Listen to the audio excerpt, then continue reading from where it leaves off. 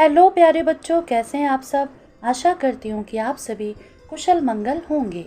प्यारे बच्चों, आज के इस वीडियो में हम सभी इसरो के ऊपर एक निबंध लिखना सीखेंगे।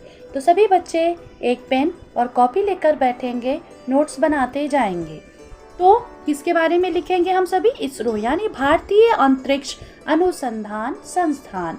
इसरो का फुल फॉर्म क्या होगा? ISRO का इंडियन स्पेस रिसर्च ऑर्गेनाइजेशन। इसका फुल फॉर्म भी पूछा जाता है बच्चों, ध्यान देंगे। I for Indian, S for space, R for research, O for organisation यानी Indian space research organisation, ISRO. तो चलिए शुरू करते हैं। सबसे पहले रूपरेखा यानी हमारे पॉइंट्स क्या क्या होंगे? भूमिका, भारतीय अंतरिक्ष अनुसंधान संगठन का महत्व, संगठन के कार्य, संगठन की उपलब्धियां, उपसंहार। तो सभी बच्चे बहुत ध्यान से देखेंगे, ये पॉइंट्स होंगे इसमें। आधुनिक काल में अंतरिक्ष अनुसंधान प्रत्येक देश के लिए अनिवार्य बन गया है। ठीक है, यदि कोई देश विज्ञान एवं तकनीक के क्षेत्र में प्रगति करना चाहता है तो उसे अंतरिक्ष अनुसंधान से ही जुड़ना होगा।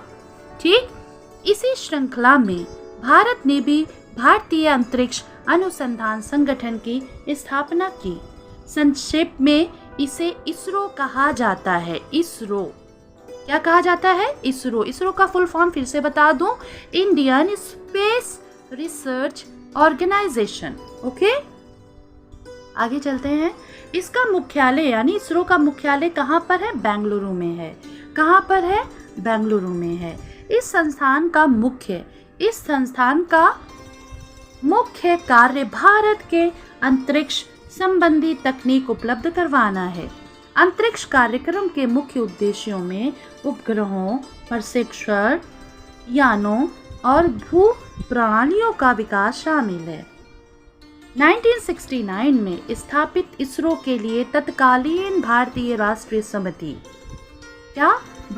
राष्ट्रीय समिति की स्थापना स्वतंत्र भारत के प्रथम प्रधानमंत्री पंडित जवाहरलाल नेहरू और उनके करीबी सहयोगी और वैज्ञानिक विक्रम साराभाई के प्रयासों से 1962 यानी 1962 में की गई थी। कब की गई थी? 1962 में।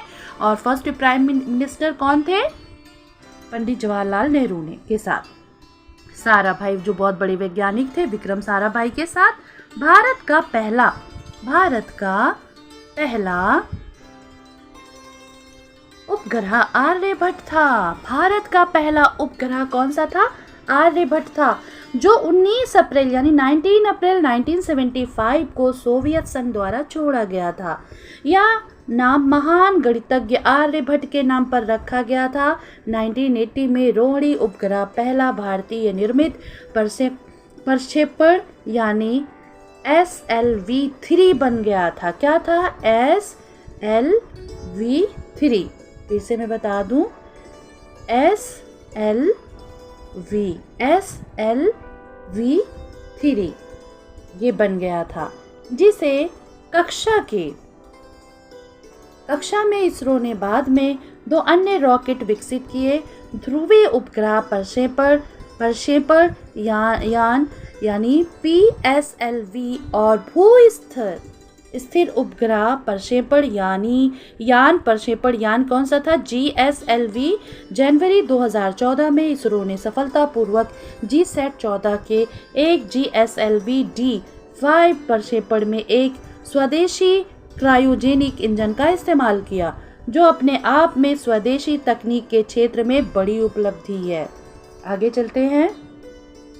इसरो ने चंद्रमा की परिक्रमा के लिए चंद्रयान 1 भेजा और 22 अक्टूबर 2008 को मंगल ग्रह की परिक्रमा के लिए मंगल ऑर्बिटर मिशन बनाया, जो मंगल ग्रह की कक्षा में 24 सितंबर 2014 को अपने पहले ही प्रयास में सफलतापूर्वक स्थापित हो गया और इस प्रकार भारत यह उपलब्धि हासिल करने वाला पहला राष्ट्र बन गया।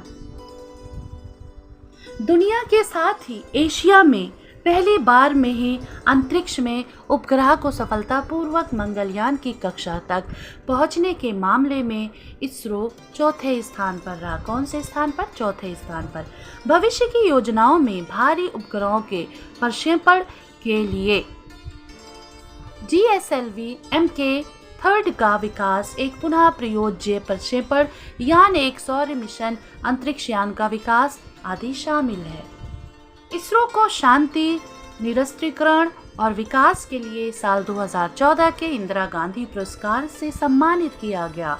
मंगलयान के सफल प्रक्षेपण के लगभग एक वर्ष बाद इसने 29 सितंबर 2015 को एस्ट्रोसैट के रूप में भारत की पहली अंतरिक्ष वेधशाला स्थापित की। अंतरिक्ष अनुसंधान के क्षेत्र में भारत की सबसे बड़ी कामयाबी इसरो द्वारा 104 सैटेलाइट का प्रक्षेपण एक साथ करना है। भारतीय अंतरिक्ष अनुसंधान संगठन यानी इसरो के प्रक्षेपण यान PSLV ने 15 फरवरी 2017 को श्रीहरिकोटा स्थित अंतरिक्ष केंद्र से एक एकल मिशन में रिकॉर्ड 104 उपग्रहों का सफलतापूर्वक प्रक्षेपण किया। इन 104 यानी 104 उपग्रहों में भारत के 3 और विदेशों के 101 सैटेलाइट शामिल थे। भारत एक रॉकेट से 104 उपग्रहों को अंतरिक्ष में भेजकर इस तरह का इतिहास रचने वाला पहला देश बन गया। हमें इसरो की क्षमताओं व योग्यताओं का पूर्ण विश्वास है। वह समय दूर नहीं जब इसरो इसी प्रकार नया इतिहास रचकर भारत को अंतरिक्ष अनुसंधान की दुनिया में प्रथम स्थान पर पहुंचा देगा। तो प्यारे बच्चों, आप सभी ने इसरो के बारे में पढ़ा, जाना और अपनी अपनी कॉपी पे नोट डाउन किया। ये निबंध आपके एग्ज़ाम में पूछा जाता है या फिर किसी भी कॉम्पिटिटिव एग्ज़ाम में, ऐसे राइटिंग कॉम्पिटिशन में भी ये आता है। तो अगर आपको ये वीडियो अच्छी लगी हो तो लाइक, सब्सक्राइब, शेयर करना ना भूलें। Thank you.